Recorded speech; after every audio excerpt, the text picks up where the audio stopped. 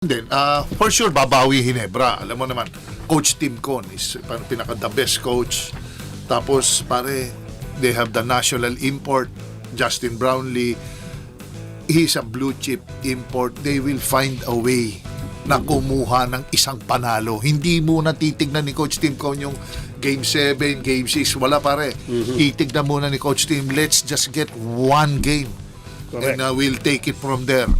Ang mabigat talaga lang dito sa Hinebra, siyempre pare, napakataas ng expectation dyan. Hindi pwede matalo. Parang sobrang pressure. Kasi ano yan pare, team ko nandiyan si Justin Brownlee. Ang dami ng mga major acquisitions nila dumating.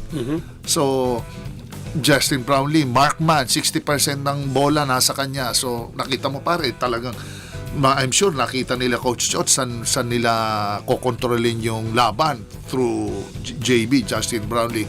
But ang hindi nakikita nila Coach Chot dito ng koponan ng TND, kasi pare ako, Hinebra din ako is yung 6-man ng Hinebra, which is the crowd. Para Hinebra. Sabay-sabay yun pare.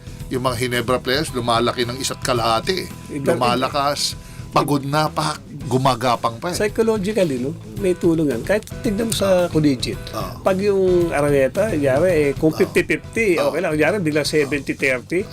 Yung 70% napunta sa isang school, 30 lang ano. Ibang crowd. Tsaka ano yung pare, yung momentum, pagka humataw ang Hinebra, momentum pare, asahan mo ang referees. They will let you play. Wala yan yung kamong kalabit konte pito, wala. They will let you play at titignan talaga, magkakatalo talaga sa play.